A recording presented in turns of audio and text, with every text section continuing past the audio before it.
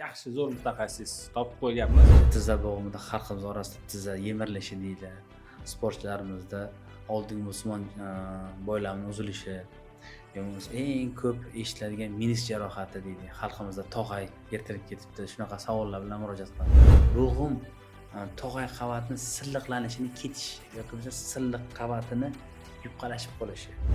Xalqimizda shunaqa gap bor. Mana bitta ukol qilibdi, oyog'iga yaxshi bo'lib qolibdi deydi. Xalqimiz tushunish uchun osonroq aytdim. Bo'g'im boshqa, suyak boshqa. Har xil yoshdagi, har xil vesdagi bemorlar murojaat qilgani uchun ularni davolash hamma har xil bo'ladi.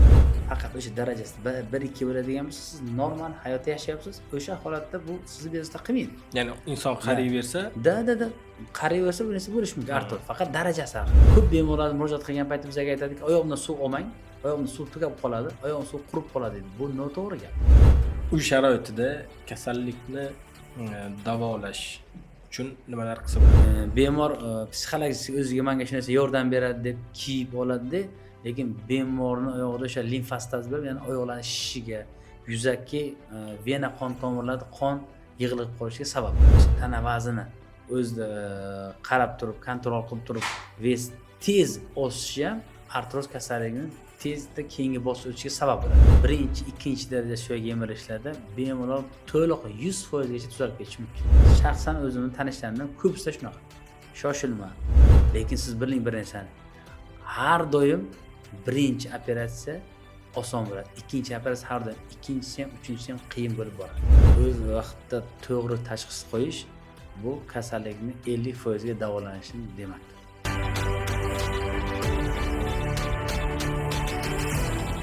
Assalomu alaykum hurmatli kuzatuvchilar, hurmatli YouTube ahli. Bugun YouTube'da yangi loyiha. Bu galgi loyihamiz tibbiyot sohasiga oid loyiha. Bizlar YouTube'da podkast formatida ko'rdik. Juda ko'p formatlar bor, juda ko'p ilm olsa o'rgansa bo'ladigan demak jarayonlar bor. Ayni tibbiyot sohasida va ayni o'zbek tilidagi, o'zbek segmentidagi bunaqa podkastlar nisbatan salmog'i kamroq ekan. Shu sababli bizlar podkastimizning nomini Tibbiyot 1.0 deb nomladik. Yaxshi zo'r mutaxassis topib qo'yganmiz. Mana shu mutaxassis bilan ketma-ketlikda YouTube'da sizlar uchun podkast ko'rinishida foydali ma'lumotlar berib boramiz. Bugun o'zimiz tayyorlagan savollarni beramiz. Umumiy sizga ham qiziq bo'lgan savollar. Keyin siz izohlarda savollar yozib qoldirsangiz, keyingi safargi podkastlarimizda aynan sizni qiziqtirgan savollarga ham javob topamiz. Bugungi mehmonimiz oliy toifali travmatolog, ortoped, tibbiyot fanlari nomzodi Rustamov Feruz Raufovich. Assalomu alaykum. Assalomu alaykum. Feruz aka, podkastimizga kelganingiz uchun rahmat. Oxirgi paytlarda ayni sizlarning sohalaringizda juda ko'p odamlarni qiziqtirgan savollar paydo bo'lishni boshladi. Bunaqa kasallar salmog'i ham oshib qoldi. Va bugun mana shu savollarga sizdan javob olishga harakat qilamiz. Buning uchun bir nechta savollar tayyorlab kelganmiz. Vaqt ajratganingiz uchun oldindan rahmat aytamiz. Rahmat Yorqinjon, sizga ham taklif qilganingiz uchun. Qo'ldan kelgancha xalqimizga ona tilida tushunadigan qilib tushuntirib berishga harakat qilamiz. Zo'r. Endi bizni birinchi marta ko'rib turgan kuzatuvchilar bo'ladi. O'sha kuzatuvchilarga qisqagina o'zingizni tanishtirsangiz, bunda asosiy kerak bo'ladigan ma'lumotlar: qayerda tug'ilgansiz, qayerda ta'lim olgansiz, qayerda ishlaysiz, qancha vaqtdan buyon ishlaysiz, qancha shu sohadagi bemorlarni davolagansiz. Rustamov Feruz Raufovich 1986-yilda Buxoro viloyatida tug'ilganman. 2003-yilda tibbiyot akademiyasini davolash fakultetiga o'qishga qabul qilinganman. 2010-yilda tibbiyot akademiyasini muvaffaqiyatli tugatganman. 2011-2013-yillarda Toshkent tibbiyot akademiyasini travmatologiya ortopediya kafedrasida klinik ortopedni tugatganman. 1 yil o'zim ustimda ishlab, 1 yildan so'ng 2014-yilda Toshkent tibbiyot akademiyasiga travmatologiya ortopediya vazifasiga qabul qilinganman va bir vaqtni o'zida Respublika Olimpiya zaxiralari kollejida sport vrachi bo'lib ishlaganman. U yerda 5 yil davomida faoliyat yuritdim. So'ng 2020-yilda travmatologiya ortopediya ilmiy amaliy tibbiyot markazida, ya'ni eski nomi travmatologiya instituti deyiladi. sport travma bo'limida faoliyat olib kelmoqdaman shu paytgacha. 2023 yil fevral oyida o'sha PhD ya'ni tibbiyot fanlari nomzod dissertatsiyani muvaffaqiyatli tugatib faoliyatga olib bormoqdaman hozirda. 2024 yilda travmatologiya ortopediya markazida klinik ordinatori bo'limi boshlig'i lavozimida vazifada ishlab kelmoqdaman. Hozirgi kunda markazimizda birinchi kursga 34 ta klinik ordinatorlarim bor, ikkinchi kursda esa 24 ta klinik ordinatorlarimiz bor. Hozirgi faoliyatimiz asosan markazda 10 dan ortiq bo'limlar mavjud bo'lib, men sport travmatologiya bo'limida faoliyat olib boraman. Asosiy sohamiz tizza bo'g'imiga qaratilgan. O'sha tizza bo'g'imida xalqimiz orasida tizza yemirilishi deyiladi. Sportchilarimizda oldingi musulmon boylamning uzilishi, yo'q eng ko'p eshitiladigan menisk jarohati deydi. Xalqimizda tog'ay yirtilib ketibdi. Shunaqa savollar bilan murojaat qiladi.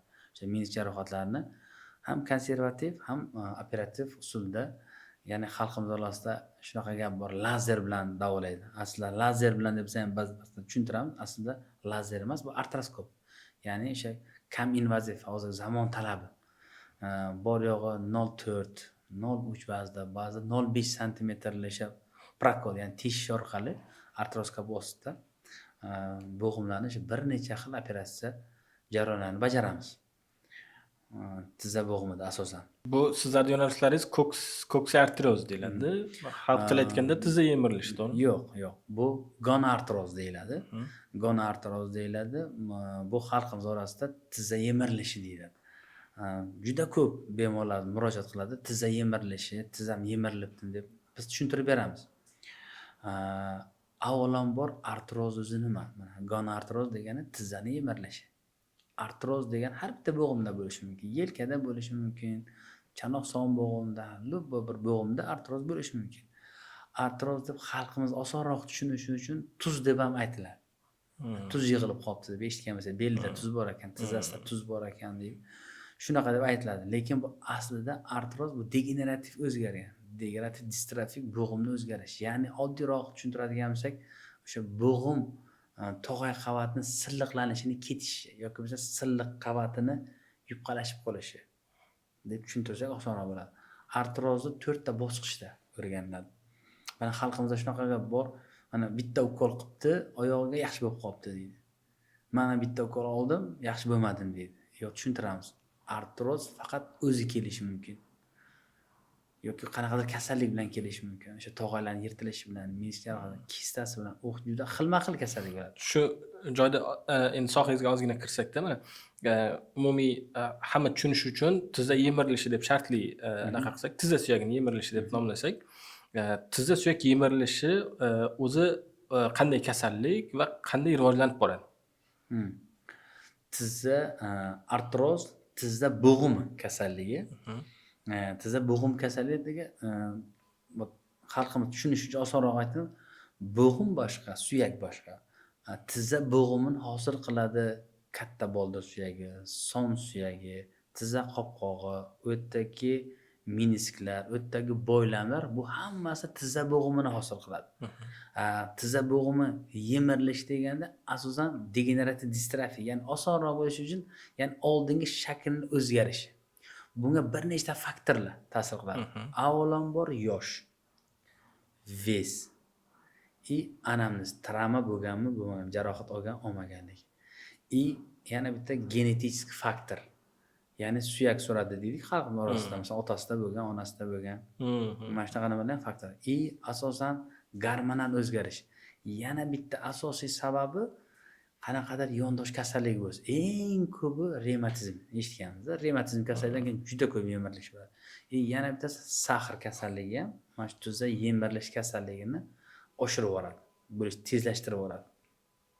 O'sha uchun ham aytamiz. Sizda bemor xursand bo'lib ketadi. Sizda suyak yemirilish kasalligi yo'q. Oddiyroq tuz deymiz. Yo'q, yana oddiyroq tushuntirsak aytamiz. O'sha 4 ta darajasi bo'ladigan birinchi, ikkinchi daraja 1, 2 emas. bir ikki, ikkiga o'tmagan daraja bu ko'pincha o'zi tuzalib ketadi. Ya'ni o'sha to'g'ri ovqatlanish, ya'ni yuklamani bir xil bo'lishi, o'sha gimnastikasi bor, boshqasi o'shani qilib borsa o'zi tuzalib ketadigan kasallik hisoblanadi. Lekin ikkinchi, 2, 3, 4 o'sha buni kasallik sifatida o'rganiladi. O'sha даже 4-darajada endi protez qo'yiladi. 2-daraja o'sha men aytayotgan lazerni operatsiya qilinishi, o'sha qausda lazer deb qo'yadi, ya'ni o'sha artroskopik operatsiya qilib maqsadimiz o'sha bo'g'imni faoliyatini yaxshilash. O'sha uchun bemorimizga aytsak, sizda tizza yemirilishi yo'q.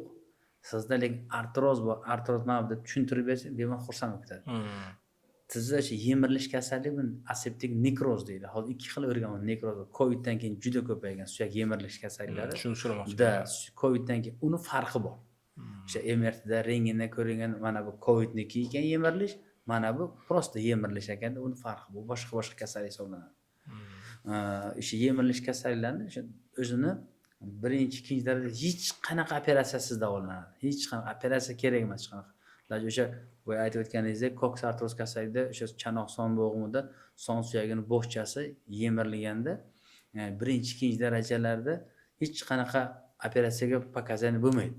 Chunki o'sha yerda o'zini dorilar bor, vitamin D, kalsiy, ana dorilarni berib tursa, bu tuzalib ketadigan kasallik hisoblanadi. Faqat bemorlarimiz har xil bosqichda bizga murojaat qiladi. Har xil yoshdagi, har xil vesdagi bemorlar murojaat qilgani uchun ularni davolash hamma vaqt har xil bo'ladi. Xo'p, endi shuni hozir chuqurroq ochib ko'raylik. O'zi hozirgi kunda ayni mana shu kasallik bo'yicha murojaat qilayotganlarda eng ko'p yoshlilar qanaqa? Ya'ni qanaqa yoshdagilar eng ko'p murojaat qilyapti? To'g'ri savol berdingiz. Hozir bir statistika qilib o'rganganimizda shunaqa so'z bordiki, hozir kasalliklar yosharyapti. Oddiy tushuntirardik. Artroz bu bo'g'imni qarishi. Faqat o'sha darajasida 1-2 bo'ladigan bo'lsa, siz normal hayot yashayapsiz, o'sha holatda bu sizni bezovta qilmaydi. Ya'ni inson qariyversa, da qariyversa bu narsa bo'lishi mumkin artroz. Faqat darajasi har xil. Birinchi bu hammada ham bo'ladi. Masalan, oddiy tushuntiraman. 20 yoshligingizda qanaqa bo'lgan bo'lsa, yoki 50 yoshda shunaqa bo'lib qolgan bo'lsa, baribir farq qiladi qanaqadir darajada. O'sha rentgenda, MRTda ko'rinadi. Lekin yosh o'tgandan keyin ves katta bo'lib artroz surunkali shamollashda sinovit deydi, oyog'iga suv yig'ibdi deydi o'shani. Suv yig'ibdi, o'sha meditsinadan xalq orasida suv yig'ibdi deydi. Buni meditsina sinovit deydi. Har doim bo'g'imda suyuqligi yig'ib sinovit bo'ladigan bo'lsa, bu конечно har doim o'sha bo'g'im suyuqligi normada 2 ml atrofida suyuqlik bo'ladi. Rangsiz, hidsiz, yopishqoq suyuqlik bo'ladi. sog'lom odamda bo'ladi. Sog'lom odamda bu normada bo'ladi. Agar biz uni xohlasak ham bu narsani ola olmaymiz. Chunki ko'p bemorlar murojaat qilgan paytda bizga aytadiki, oyog'imdan suv olmang, oyog'imda suv tugab qoladi, oyog'im suv qurib qoladi deydi. Bu noto'g'ri gap.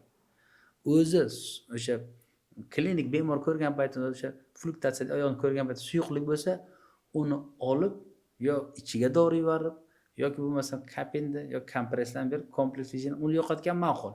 Lekin bir xil bemorlar surunkali mana shunaqa sinovit, ya'ni suv oyoq shishib yurgan hisob o'ziga qaramagan hisobga bu artroz kuchayib ketib qoladi.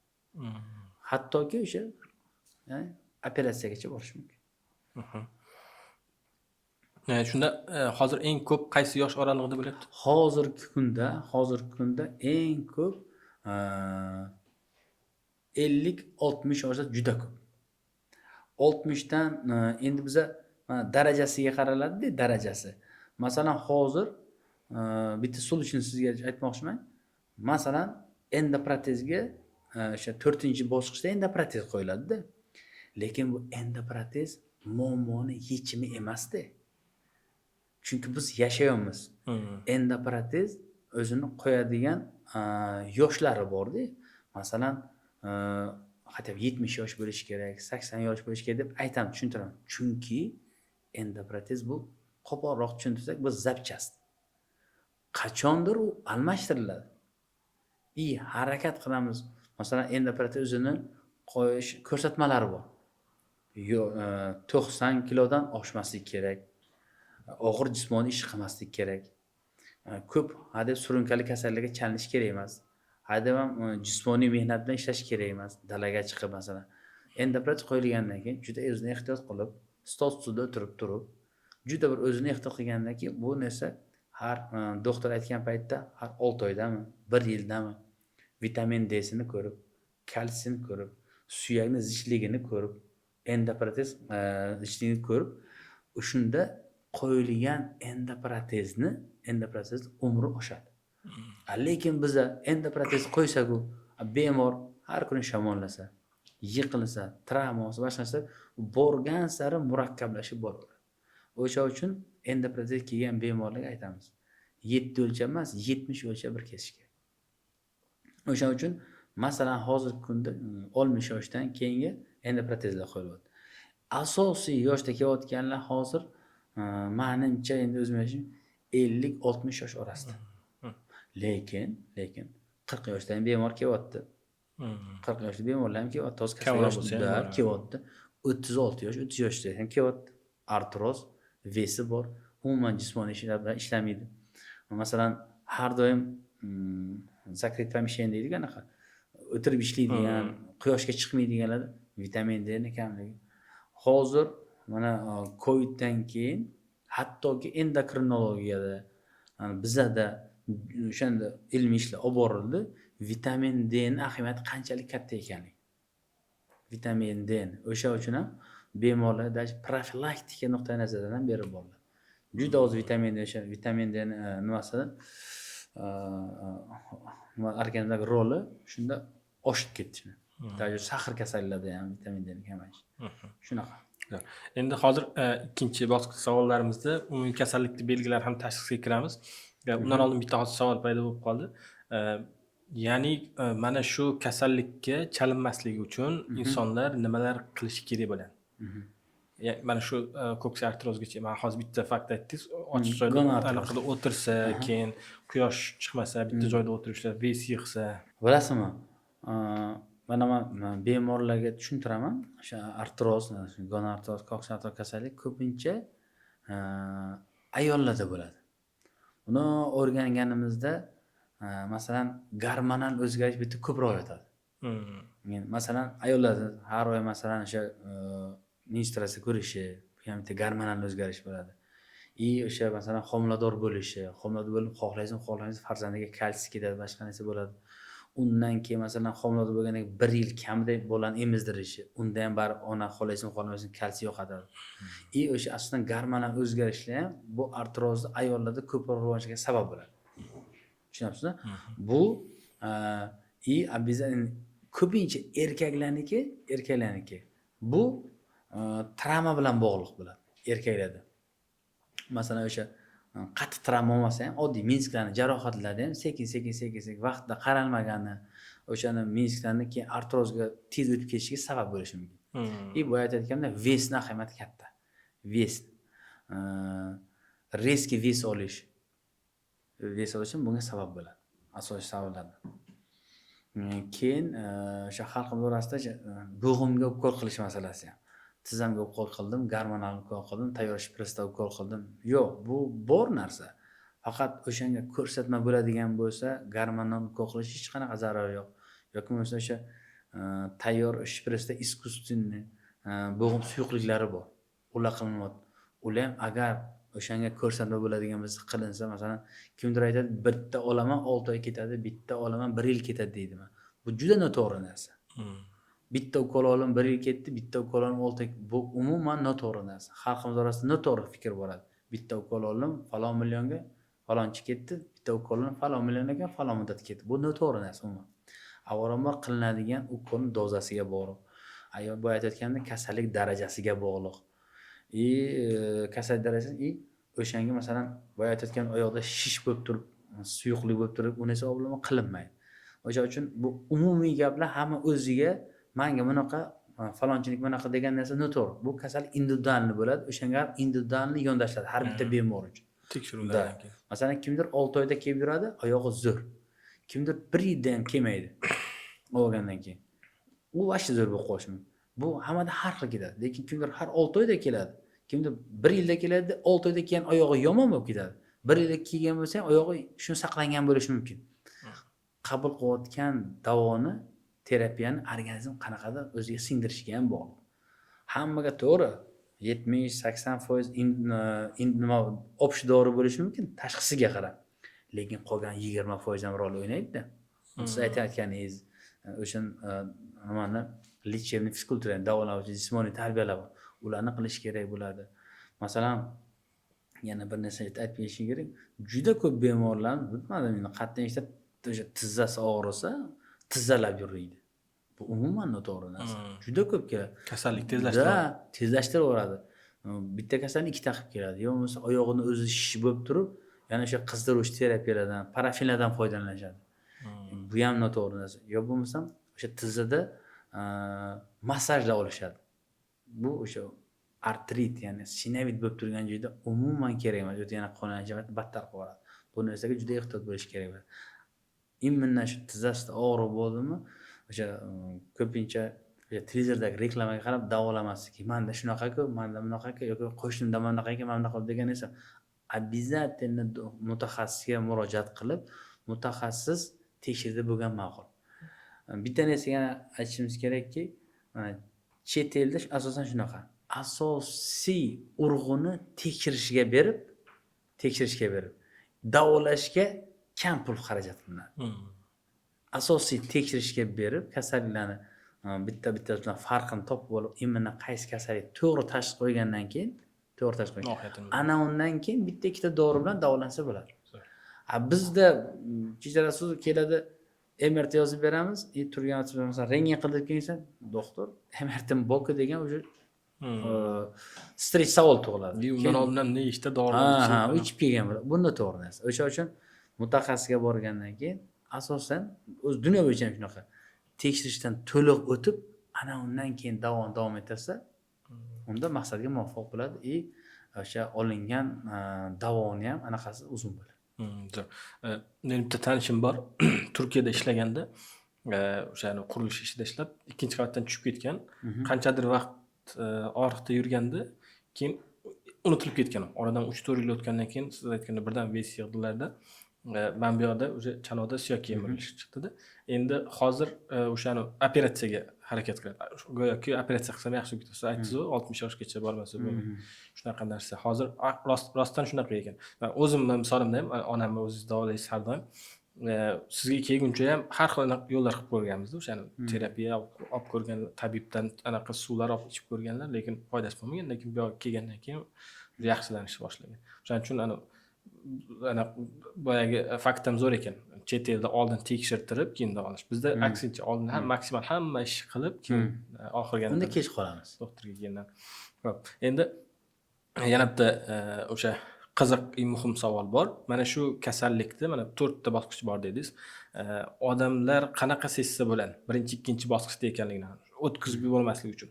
Ya'ni qanaqa belgilarni ular bilsa, o'zlaridan shubhalansin, mana shu kasallik yo'llarda boshlanyapti. Birinchi belgisi bu og'riq. Bemor o'zi sezadi. Og'riq bu insonni qo'rqinchi hisoblanadi-da. Sizga belgi beradi. Birinchisi og'riq bo'lsa, ikkinchisi masalan shish bo'lishi mumkin. Uchinchisi agar murakkablashadigan bo'lsa, o'zi qizarishi mumkin. Yallanish alomatlari bor o'zi. Eng bemorga noqulaylik tug'diradigan bu o'zi harakatlarning cheklanishi o'zi. Oxirgacha masalan bukkanda og'riq bo'lishi yoki o'zi uchun qanaqadir holatda og'riq sezmaydi, qaysidir bukish harakatlar, yozish harakatlar, qaysidir gradusda og'riq sezishi mumkin. Men o'sha uchun bemorlarga tushuntiraman. Bu kasalligi yaxshi tomoni shuki, bu sizni hayotingizga xavf tug'dirmaydi. Ya'ni Xudo sizga 100 yil umr bersa, siz 100 yil yashaysiz shu kasallik bilan. Qaysi bosqichdan bo'lishdan qat'iy nazar. Bu shu artroz kasalligining yaxshi tomoni shu. Keyin aytaman, yomon tomoni ham shuki, даже shu yomon tomoni operatsiyaga boradi. Endoprotezgacha boradi, siz bilmay qolasiz. Yoki doktorga murojaat qilgan hozir bemorlarimiz bor. Endoprotez qo'yish kerak. Bu juda katta operatsiya. Endoprotez degan внутренняя amputatsiya degan. Tushunasizmi? Amputatsiya degan o'sha a'zoni olib tashlash. Внутренняя amputatsiya shu daraja bu xavotirli so'z-da. Shu darajaga boradi, bilmay qolasiz. Keyin aytaman, sizda shunaqa narsa bo'lgan, siz e'tibor bermagansiz. Ha, o'tib ketadi, oqsoqlangan, oyoq bukilganda og'rigan, oxirigacha bukilganda o'sha ovoz chiqarish boshlagan. Birinchi masalan qirtilash bo'lishi mumkin. Keyin o'sha harakatlarda o'sha g'ichirdash paydo bo'ladi o'sha, suxoy artrozda bo'lib. Keyin o'sha ichkarida o'sha xalqimiz yaxshi ko'radigan so'z bor. Suyak yemirilishiga olib borishi mumkin. Ya'ni xandaramallasi degan tog'ay qavatlarini qirilib, o'sha normada masalan tog'ay qavatlari 2-3 millimetr atrofida bo'ladigan bo'lsa, o'sha tog'ay qavatlarning polni qirilishi yoki bo'lmasa o'sha tog'ay qavatlarini yupqalashib borishigacha olib boradi. Bu xalqimiz o'zi sekin-sekin buni bemor o'zi sezib boradi. Faqat vaqtida murojaat qilmaydi, erinchoqlik qiladi. Yaxshi tomoni shu. Yomon tomoni shu, protez bo'lib qolibdi, yo bo'lmasa o'sha artroskopiya lazer bilan debrayt operatsiyasini qilib beraman, yo'q, hey, deb hayron qoladi. Keyin o'sha aytamiz, mana shunaqa tushuntiramiz. Bu anaqa ham bormi? Ob-havoni o'zgarganiga bir og'riq berish. Ob-havoni o'zgargani bo'g'im kasallarida ko'pincha revmatoid artrit, revmatoid polartritda siz aytayotgandek ob-havoga ta'sir qiladi. Ta'sir qiladi bu narsa. O'zi artroz kasalligi uncha ob-havoga ta'sir qilmaydi. Ya'ni artrozni ikkilamchi bo'lsa, ya'ni birlamchi unda revmatizm, revmatoid artrit bo'ladigan bo'lsa, artroz unda ikkilamchi, uni oqibatda kelib chiqqanida ikkilamchi bo'ladi. Unda ob-havoni roli bor. Boshqanada uncha roli o'ynamaydi. Endi boya aytdingiz, har kasallik individual bo'ladi dedingiz. Tashxis qo'yib olish kerak bo'ladi va sizga murojaat qilgan bemorlarda tashxis bosqichlari qanaqa bo'ladi umumiy holatda? Ya'ni tashxis qo'yish uchun qanaqa etaplardan o'tadi? MRT, anaqa rentgen. To'ppa-to'g'ri savol berdi Yorqinjon. Bizda ham ko'pincha shunga bemorlar bilan tushunmovchilik bo'ladi. Masalan, men o'zimni juda ko'p bo'ladi. Bemorlar har bittasiga telefon nomerini berishga harakat qilaman.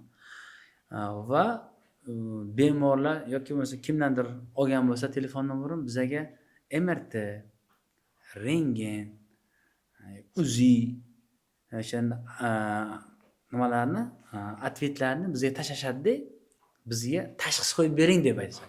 Yoki nima bo'lgan deb aytadi. Da shundan erinadi. Bu juda noto'g'ri narsa. Travmatolog ortopediyada umuman, ayniqsa travmatolog ortopediyada, umuman meditsinada bemorni ko'rmay turib, bemorni eshitmay turib, uni beradigan snimkaga qarab tashxis qo'yish bu noto'g'ri.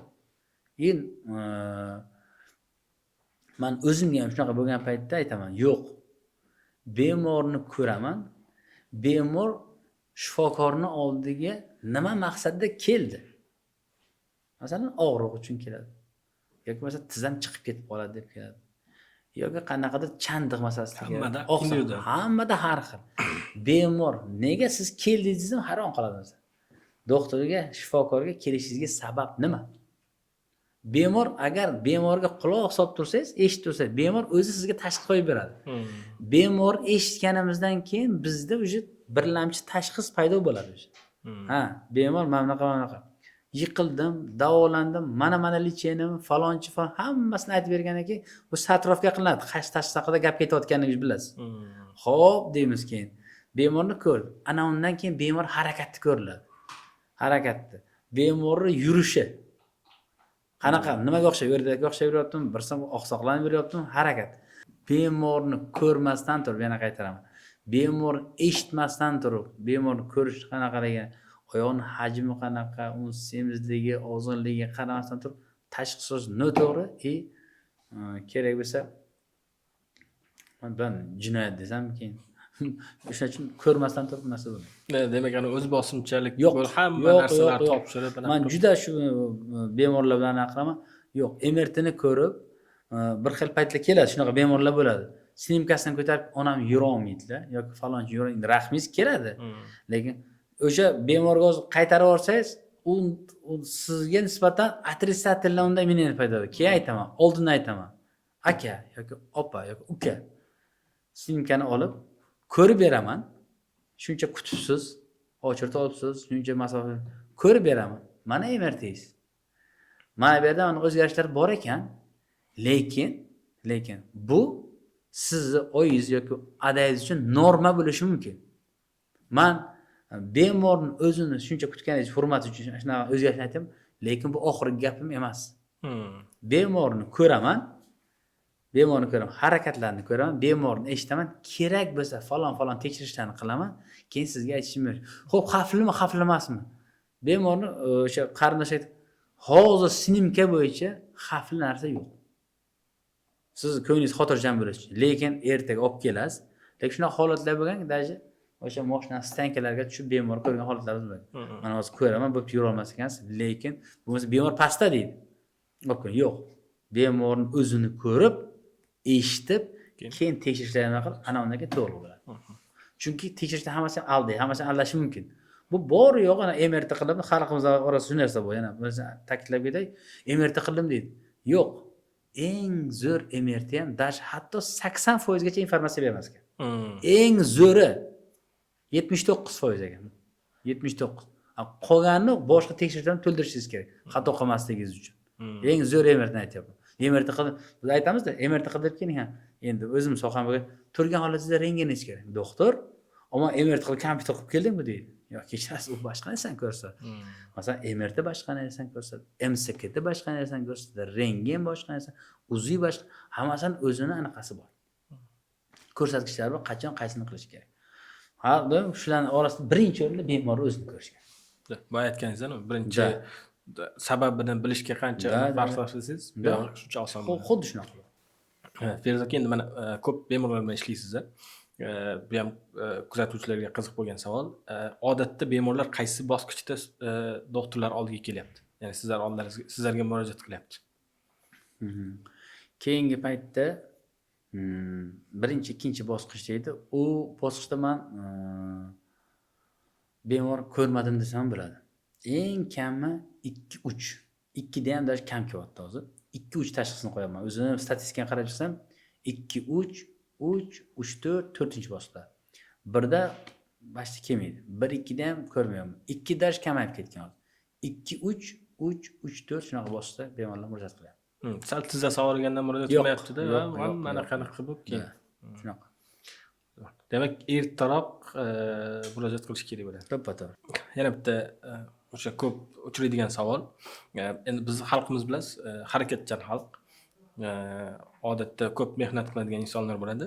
Haddan tashqari ko'p jismoniy faollikda bo'lgan insonlarda ushbu kasallik tez rivojlanadi degan bir anaqa rivojlanib qolgan ekanda, stereotip bo'lib qolgan ekan. Shu qay darajada to'g'ri? Bilasizmi, buni qanday siz savolga javob bersam bo'ladi. Men bemorlarimga tushuntiraman-da. Mana bizni masalan markazimizga kelgan bemorlarni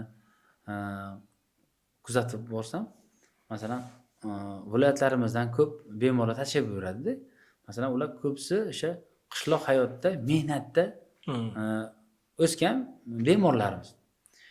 Ular mendan so'raydi, doktor, men tinmay ishlayman, boshqa narsa qilaman, o'qilaman. Lekin menda shu narsa rivojlangan. Bu aytayotganimdek, genetik faktor ham bor bu yerda. Suyak eng nimasi bir narsani bilish kerakki, mehnat bilan jismoniy tarbiya bu boshqa. Kelgan bemorlarga aytamiz, ortopedik rejimga rioya qiling. Yana yozib qo'yamiz yonidan va gimnastika qiling. Ortopedik rejim degani og'ir narsa ko'tarmaslik kerak, yugurmaslik kerak, sakramaslik kerak. Bu ortopedik rejimga kiradi, og'ir narsa ko'tarmas. Lekin gimnastikalar har bir kasalni qo'liga chiqarib beramiz. Bel og'rig'ida bu gimnastika, tizza og'rig'ida bu gimnastika, son chanoq bo'g'im og'risa bu gimnastika. Aytmoqchimanki, bu mehnat bilan jismoniy mehnat bilan gimnastika butunlay boshqa. O'shalarga shunaqa tushuntirib berganimizda, qachon mana shu gimnastikadan qilgandingiz? Mana televizor ko'rib turgan, men gimnastikani qilsangiz yaxshi bo'ladi. Men o'tirganingizda men gimnastikani qilsangiz osonroq bo'ladi, bemorga tushuntiramiz. O'shanda xalqimizda tushunmovchilik bo'ladi. Men ko'p mehnat qilaman, lekin menda nega bu rivojlandi? Falonchi umuman mehnat qilmaydi, unda kasallik. O'sha uchun davolovchi jismoniy tarbiya bilan mehnatni ajratib olishimiz kerak. O'sha uchun og'ir mehnatdan bilan shug'ullangan bemorlarimiz bu kasallik kuchayib ketishi mumkin. Yoki mesela o'z vaqtida qaramagandan keyin o'shani o'sha yemirilish kasalligi, artroz kasalligi juda ko'p og'ir asoratlarga ham olib kelib qolishi mumkin. O'sha uchun bu nimani ajratishimiz kerak. Jismoniy tarbiya nima, mehnat nima. Bu kasallikka chalingan bemorlarga ovqatlanish bo'yicha qanaqa tavsiyalar bor? Ovqatlanish bo'yicha o'zini dietalari bo'ladi. Dietalari o'sha non mahsulotlarini kam iste'mol qilish, keyin o'sha anaqada non mahsulotlari, shirinliklar kam miqdorda iste'mol qilib turish kerak bo'ladi.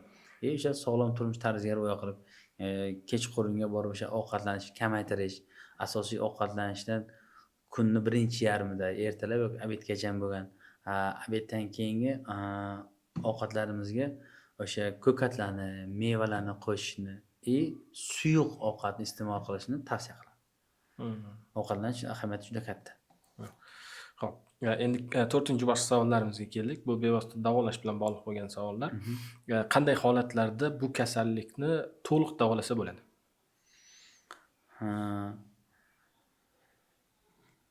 Qancha bemorlarimiz erta murojaat qilsa, shuncha bemorlarimiz davolash oson bo'ladi va oxirigacha davolashi mumkin. Endi bilasizmi, boya suhbatimizni boshida men sizga aytdimki, artroz bu bo'g'imni qarishi. Ya'ni bu proses hech qachon to'xtamaydi. Bizni vazifamiz artrozni bizni yoshimizga mos bir me'yorda borishi. Agar bu kasallik sifatida o'rganiladigan bo'lsa, ya'ni bizni yoshimizdan ilgari ketgan bo'ladi artroz kasallik. O'sha uchun biz bemorlarga garantiya berasizmi? Panatsiya qilasanmi? Operatsiya qilsang bunaqa bo'ladi. To'g'ri, garantiya yo'q. Biz yashayapmiz. Artroz bu rivojlanib turibdi. Bu har sekundiga almashib turiladigan jarayon. Faqat qaysidir bosqichni biz o'tkazib olsak, masalan, suv yig'ilishi, tog'aylarni yemirilishi buni kuchaytirib yuboradi. O'sha uchun doktorlarning, bemorlarimizni vazifasi biza bergan tavsiyalarga vaqtida murojaat qilib borsa, vaqtida shifokor qabuliga yozdirib, vaqtida tekshirib o'tib tursa, bu xavfli kasallik emas.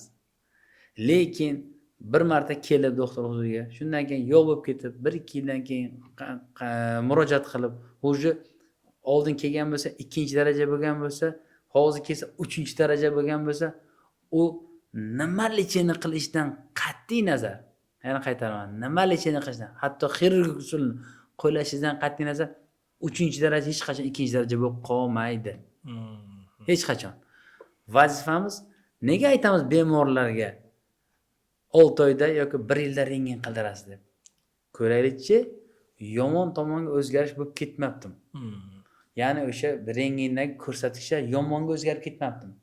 Agar hozirgi rentgenimiz bilan 6 oy oldindagi rentgenimizni solishtirib ko'rganimizda farq topmasak, ya'ni biz to'g'ri yo'ldamiz. Ya'ni lecheni davolash taktika to'g'ri olib boryapmiz, ya'ni o'zgarish yo'q. Lekin yana qaytaraman, 3-daraja hech qachon 2-darajaga bo'lmaydi.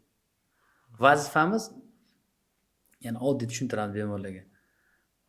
Arterial qon bosimi oshib yuradigan bemorlarimiz bor. Yoki masalan, muntazam oshqozon og'rib yuradigan bemorlarimiz bor. Xo'p, arterial qon bosimi oshmasligi uchun har kun nima qiladi u? Ertalab o'sha dorisini ichadi yoki kechga o'sha dorisini ichadi. Bu yerda ham xuddi shunaqa narsa. Ya'ni organizmni yordam berib tursak, organizmga bizni dorilarimiz yaxshi qabul qiladi. Agar tashab qo'ysak, boya qaytargan 100 yil umr ko'rishi mumkin. Faqat o'sha diskomfort bilan yashash mumkin. Zo'r insight bo'ldi-ku. O'zi birda qaraydi, faqat qaysi holatda kasallik insondan o'tib ketib qolishi. Shu darajaga olib bormas kerak. Xo'p, yana bitta qiziq savol bo'pti. Bu o'sha sohaviy bo'pti ko'proq. Artroskopiya va protez qo'yish, endoprotez o'rtasida farq bormi debdi. Bor. Artroskopiya va protez qo'yish. Boya tushuntirganimizdek sizga, protez qo'yish degani ya'ni oxirgi bosqichda, ya'ni 3-chi, 4-chi yoki 4-chi bosqichda protez qo'yiladi. Bu kasallik artroskopiyada ikkinchi, uchinchi bir xil holatda uchinchi bosqichda ham yordam berishi mumkin artroskopiya. Debrayt operatsiyasi deydi. Ikkinchi, uchinchida oddiyroq tushuntirsam, ikkinchi, uchinchida artroskopiya, uchinchi, to'rtinchida bu endoprotez. Kasal bosqichiga qarab qo'yiladi. Masalan, ikkinchi bosqichga hech qachon endoprotez qo'yilmaydi. 2, 3 ga artroskopiya, 3, 4 ga bu endoprotez bosqichiga. Artroskopiya bo'lsa shunda hech narsa olib tashlanmaydi-da, to'g'rimi? Artroskopiya degani xalqimiz orasida ham bor shunaqa gap, lazerni operatsiya deydi. Ya'ni yarim santimetr ikkita teshiklar orqali kiriladi, bo'g'im kamerada ko'riladi. O'sha bo'g'im elementlari, menisklari, bo'g'im tog'ay qavatlari, bo'ylamlari, ya'ni sinovial qavatlari qanaqa darajada o'zgargan, gof to'qimasi qanaqa o'zgargan. Qo'polroq tushunsak, mana bu narsalar normaga yaqinlashtiradi. Masalan, artroz kasalligida muntazam oyoq shishib borishi o'sha sinovial qavatlarning gipertrofiyasi, ya'ni qalinlashib ketishiga sabab bo'ladi. Yoki bo'lmasa ularning rangini o'zgarib ketishiga sabab bo'ladi. O'sha artroskopiya orqali bo'g'imi kamera bilan to'liq ko'zdan kechirilib, o'zgarishga uchragan qavatlari norma holatiga keltirib, ya'ni tozalanadi. O'sha tog'ay qavatlarda qon aylanishini yaxshilash uchun ya'ni tunnelizatsiya amaliyotga oshiriladi, tunnelizatsiya. Ya'ni o'sha qon aylanishini yaxshilash uchun. Yana hozir keng oxirgi paytda shuni keng qo'llaymiz. Artrofemoralni shuntirunda, ya'ni o'sha bo'g'im va son suyagida o'sha osonroq tushunish uchun ilik hujayralarni o'sha bo'g'imga muntazam tushib turishi. Ya'ni bilamizki, ilik hujayralar o'sha regeneratsiyani tez tiklanish uchun bo'g'imdagi o'sha zararlangan qavatlarni tiklaydi. Shunga yordam beradi. Bu ham lekin bu operatsiya hisoblanadi. Uy sharoitida kasallikni davolash uchun nimalar qilsa bo'ladi yoki og'riqlarni kamaytirish uchun nima tavsiyalar bera olasiz? Uy sharoitida avvalambor boya ta'kidlaganimdek, kimdandir eshitib, masalan qo'shnim yoki qaysidir tanishim falon dorini ichibdi, mana falon dorini ichaman deb, ya'ni o'z boshimchalik bilan davolamaslik. Juda ko'p bizga murojaat qiladi. O'sha tizzasi og'rib turgan bemorlar yana o'sha tizzasiga keraklidan ortiq nagruzkani berib tizzalab yurishlar. O'z boshimchalik har xil fizioterapik muolajalar, issiq o'sha parafin deydi, o'shalarni qo'ymaslik. Bu uy sharoitida mana shularni qilmay tursa, naborot o'ziga yaxshi qilgan bo'ladi.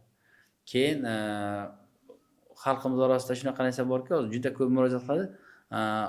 Tizza bo'g'imga har xil turdagi o'sha bog'lamadan nima deydi uni? Kiyadiganiga kiyib olish. Bu juda teskari ta'sir qiladi. U narsalarni o'sha chulki deymiz, biz kompression chulki deydi, o'zini ko'rsatmas bu. Qachon taqish kerak, qachon taqmaslik kerak. Bemor psixologik o'ziga menga shu narsa yordam beradi deb kiyib oladi, lekin bemorning oyog'ida o'sha limfostaz bo'lib, ya'ni oyoqlarning shishishiga, yuzaki vena qon tomirlarida qon yig'ilib qolishiga sabab bo'ladi. O'z boshimchalik bilan davolanmaslik eng muhimi bu sharoitda. Mutaxassisga murojaat qilib, mutaxassis tavsiyasi ostida davolangan ma'qul. Chunki ko'p bemorlarni ko'ramiz, o'ziga yordam beraman deb zarar qilib qo'yganini ko'ramiz. Zarar qilib, bu kerak emas. Mana shunday qilsam yengil bo'ladi deb qo'yadi. Mumkin emas ekan ishda, tushuntiraman. Ayni o'shani taqadiganlar onamlar olib oyoqlariga anaqa qilmoqchi. Siz aytgandan keyin men shu fikrlarni 3-4 marta aytdilar, olib kelib bering, olib kelib bering. O'sha narsani emas, zarari bor. Xo'p, endi yana bitta muhim savol. Sizlarga ham ko'p berilsa kerak. Mana bemorlar deylik ideal holatda operatsiyaga aytdingiz. Operatsiya jarayoni qanday jarayon? Undan qo'rqish kerakmi, qo'rqmaslik kerakmi? O'sha operatsiyadan keyin bemor qancha vaqtda o'sha normal hayotga qaytib ketadi? Va undan keyin nimalarga e'tibor berish kerak bo'ladi? Operatsiya deganda avvalambor o'sha bo'g'imda bir necha xil operatsiya qilinadi. O'sha masalan artroskopiya jarrohlik amaliyoti bemorga bajarilgandan keyin ertasi kun turib bemor o'zi yuradi.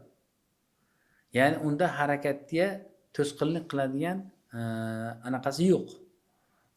Qarshi ko'rsatma yo'q. Ertasi kun o'zi turib yuradi. 3-4 kun больницада bo'lib turib, bir oydan 3 oygacha vaqt kerak bo'ladi. Bu artroskopiya amaliyoti uchun. Endoprotezlash amaliyotidan keyin bizda hozir masalan bugun operatsiya qilsak, ertasi kun bemorni o'tirishga ruxsat beramiz.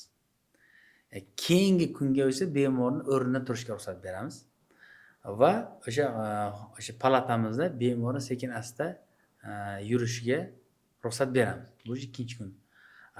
Bemor 3 oy davomida o'zini asrashi, ya'ni o'sha qo'yilgan endoprotezni o'ziga moslashgani uchun bir taxminan 3 oycha vaqt kerak bo'ladi. Bu qaysi operatsiyada har xil pakanaz. Chunki bu aytayotganimizdek, artroskopiya 2-3 darajada qilinadigan operatsiya bo'lsa, 3, 4 darajada bu endoprotez qo'yiladi. Bu kasallik darajasiga ham bog'liq. O'sha uchun har xil vaqtda beriladi. Bu ham o'sha boya siz aytgan individual bemordan kelib chiqqan vesiga, o'ziga qarab. Endi mana sizda davolanib ketgan bemorlar yoki mana shu kasallik bilan og'rib yurgan bemorlar bo'lsa, ularni hayot tarzi qanaqa bo'lishi kerak? Kasalxonada tabiiysiz mana deylik men onam 10 kun davoladingiz. Yaqin 6 oygacha ular nima qilmasliklari kerak, nimalar qilishlari kerak, nimalarga e'tibor berishlari kerak?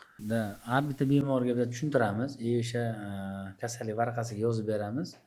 Qanaqa gimnastikalarni qilish kerakligi, ovqatlanish ratsioniga e'tibor berish kerakligi. O'sha qondagi o'sha vitamin D ni o'lchab borishni yoki bo'lmasa profilaktika nuqtai nazaridan vitamin D, kalsiy preparatlar ichib turishni tavsiya qilaman. Mana o'sha davolanib ketgan yoki bir marta o'sha 1-2 bosqichlarda bo'lgan bemorlar bor bo'lsa va ular 4-bosqichga o'tib ketgungacha bo'lgan holatda ko'proq nima xatolarni qilib qo'yadi? Nima, ya'ni hozir biz ko'rib turganlar shu ishlarni qilmasligi kerak. Masalan, bemorlarimiz masalan 2-darajada bizga murojaat qilib kelsa, bu agar bemorimizda qo'shimcha kasallari, ya'ni boya aytganimdek qandli diabet yoki revmatizm kasallik bo'lmasa, bu tez orada bemor 3-4-bosqichga o'tadi degani emas. Qanaqadir yondosh kasallari bo'lsa-ki, bu tez o'tishi mumkin keyingi bosqichlarga. Yoki bo'lmasa bir xil bemorlarimiz gormonal o'zgarish fonida tez ves olib ketishi ham sabab bo'lishi mumkin. O'sha uchun agar o'sha davolovchi jismoniy tarbiya, LFK gimnastikalarga qarab tursa, eng muhimi vesini, o'sha tana vaznini o'zida qarab turib, kontrol qilib turib, ves tez o'sishi ham artroz kasalligining tezda keyingi bosqichga o'tishiga sabab bo'ladi. O'sha uchun ovqatlanishga e'tibor berib, jismoniy tarbiyaga e'tibor berib tursa, bu tez orada 2-3 bosqichga o'tadi degan gap emas. Juda bir sekinlikdan rivojlanadi.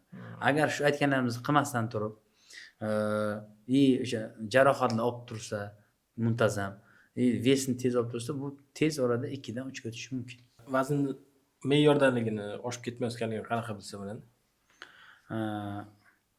Oddiy shunaqa biz o'qigan paytlarimizda matematika usuli bor edi. Masalan, sizni bo'yingiz 1.70 bo'ladigan bo'lsa, sizni tana vazningiz 70 kilogramm atrofida bo'lishi kerak. Tushundira oldimmi? Masalan, 1.80 bo'ladigan bo'lsa, sizning tana vazningiz 80 kilogramm bo'lsa, siz uchun bu ideal bo'ladi. Oddiy misol. Endi matematika qilib bunaqa oddiy misol. Masalan, meni bo'yim masalan 75 sm. Men uchun ideal bu 75 kilogramm bo'lsa, men uchun ideal tana vazni bo'ladi. Xo'p, endi Feruz aka, xalq orasida yuradigan sizlar sohalaringizga oid bo'lgan miflar yoki noto'g'ri tushunchalar bor. Hozir men bitta aytsam, shularga ham bir fikringizni berib o'tsangiz. Birinchi tushuncha, agar suyak yemirilishi bo'lgan bo'lsa, bu operatsiya bo'lishi kerak, operatsiyasi tuzalib bo'lmaydi. Yo'q, bu noto'g'ri. Boya aytayotganimdek, 1-2 suyak yemirilishlarda bemalol to'liq 100% gacha tuzalib ketishi mumkin. 1-2 darajada o'z vaqtida murojaat qilsa. 3-4-da operatsiyaga borish mumkin. 3-darajani ham cho'zsa bo'ladimi operatsiyasini? Bu tana vazniga, bemorni hayot tarziga bog'liq. Nima ish qilishiga. Bunaqa. 3-nima? suyak yemirilishi imina qaysi sohada ekanligi ham, lokalizatsiyasi ham ahamiyatga ega. Agar yosh bo'lsa, ya'ni 40 yoshgacha bo'lsa operatsiya tavsiya qilmaysizmi? 3-bosqichda 40 yosh, lekin u operatsiya qildirmoqchi. Yo'q. Chunki 40 yosh endi bu aytayotganimdek, agar kasallik sekin rivojlanib borsa, shuni masalan hatya bu 60 yosh yoki 60 yoshdan yuqori qilsak, bu bizning yutug'imiz. Bir xil paytda suyak yemirilishi, ya'ni osteotiv nekroz to'xtagan bo'lsa, bu yerda og'riq bo'lmasligi ham mumkin. Og'riq taqda qolishi ham mumkin. Faqat o'sha sal harakatni cheklanishi bo'lishi mumkin. Yo bo'lmasa o'sha yerda suyak yemirilishda o'zgarishlarda oyoqda sal kaltalik bo'lishi mumkin. Lekin proses to'xtagan bo'lsa, bunda operatsiya qilish shart degani emas. Mana shaxsan o'zimni tanishlarimdan ko'psa shunaqa. Shoshilma. Va o'sha order olib, u payt 35 yosh edi. Order olib, operatsiya yotib turgan paytda men alpin qilganman. Hozir ham oradan 6-7 yil o'tgan bo'lsa ham yuribdi. Sal oqsoqlanish bor, to'g'ri, oqsoqlanish bor. Saldan oyoqning harakatlarida cheklanish bor. Buni inkor qilmaymiz. Lekin sizga kim garantiya beradi? Endi protez qo'yilgandan keyin siz oqsoqlanmasligingizga yoki bo'lmasa og'riq bo'lmasligiga. O'sha uchun endi protez qo'yishga, operatsiya qilishga hech qanday shoshish kerak emas. Chunki o'sha endi protezga ham o'zini belgilangan vaqti bor. 10 yildir, 15 yildir, 20 yildir o'zi vaqti bor. Lekin kechirasiz-ku mana. Lekin 1 yilda, 2 yilda, 3 yilda kelayotgan endi protezlar bor hozirgi kunda. Lekin siz biling bir narsani. Har doim birinchi operatsiya oson bo'ladi. Ikkinchi operatsiya har doim, ikkinchisi ham, uchinchisi ham qiyin bo'lib boradi. O'sha uchun hatya bu bemorlarimiz umr davomida bir marta endi protez qo'yishsin deb bizning ham nimamiz shu. Qancha umrni uzoqroq olib borish, yoshi ulug' bo'lgan insonlarga qo'yganimiz ma'qul. Erta qo'yishni tavsiya qilmayman. Ikkinchi mif yoki noto'g'ri tushuncha bu kasallikni xalq tabobati bilan yoki tabiiy vositalar bilan davolasa bo'ladi. Endi tabiiy vositalar bilan deganda xalq tabobati bilan hozir endi anaqa ham ko'p media ham rivojlanib ketdi.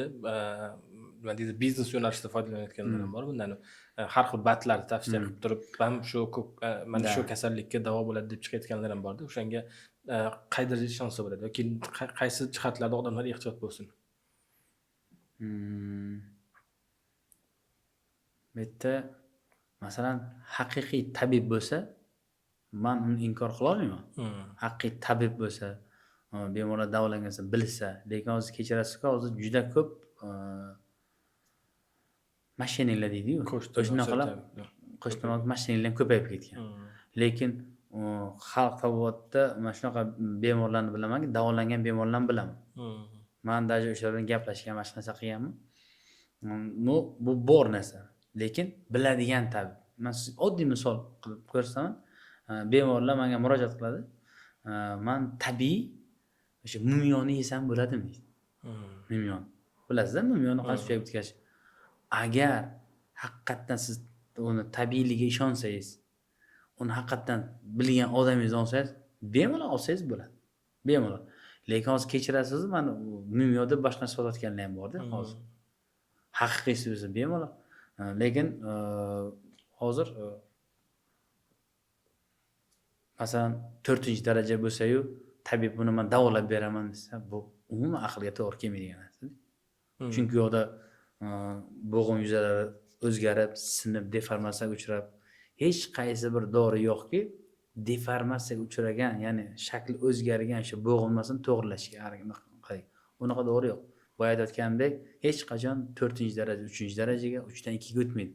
Bu faqat oldinga 2, 3, 4 bo'lib ketaveradi. Faqat kimdadir tezroq, kimdadir sekinroq, kimdadir qaysi bosqichda sekinlashadi. Demak, zo'r ishonchli bo'lsa, mumkin. Va u ham 1-2 darajali bo'lsa mumkin. To'ppa emas. Shunga qarab aniq qilish kerak. Zo'r. Xo'p, suv ichish va bo'g'imlar sog'lom bo'lishi orasida qanday bog'liqlik bor? Ya'ni shunaqa odamlar bor ekanki, o'sha ko'p suv ichsam bu kasallik chekinadi, yaxshi bo'lib ketaman deb o'ylaydiganlar bor ekan. Yo'q, men bunaqa deb o'ylayman. Hech qanaqa bir bog'liqlik bo'lmasa kerak bu yerda. suv bilan unaqa bog'liqlik deb o'ylayman. Men qanaqadir bog'liqlik ko'rmayman bu yerda. Feruz aka, sizga kattakon rahmat. O'ylaymanki, men o'zim shaxsan mazza qildim. Chunki juda ko'p bilmagan narsalarim ochildi. Zo'r bo'ldi. Bizni ko'rayotganlarga ham menimcha foydali bo'ldi deb o'ylayman. Buni izohlarda ham yozib borishadi. Instagramda ko'ryapsizmi, YouTube'da ko'ryapsizmi? Agar sizni qiziqtirgan savollar bo'lsa, bemalol izohlarda yozib ketsangiz bo'ladi. Keyingi podkast mavzularimizda ayni sizni qiziqtirgan savollarga biz javob berishimiz mumkin bo'ladi. Albatta, fikrlaringizni yozib qoldiring. Like bosishingiz kerak bo'ladi, komment yozishingiz kerak bo'ladi. Bu foydali video ko'proq insonlarga yetib borishi uchun. Ayni mana shu kasallik bilan davolanib yurgan yoki mana shu kasallik belgilari sezilayotgan tanishlaringiz bo'lsa yoki shunaqa shubha tug'ilayotgan bo'lsa, albatta bu videoni ularga yuborib qo'ying. Ular bu videoni ko'rib o'zlariga kerakli xulosalarni oladi. Feruz aka, sizga yana bir bor katta rahmat aytamiz. Oxirgi so'z o'rnida umumiy bemorlarga umumiy tavsiyalaringizni aytib, xayrlashsangiz bo'ladi. Olimjon rahmat Yorqinjon sizga taklif qilganingiz uchun. Bemorlarimizga o'zlarini ehtiyot qilishsin. O'z vaqtida shifokorga murojaat qilishsin. Chunki o'z vaqtida to'g'ri tashxis qo'yish bu kasallikni 50% ga davolanishni demakdir. O'sha uchun kech qolmasdan o'z vaqtida murojaat qilsa ham davolash osonroq bo'ladi. Xayrli. Rahmat.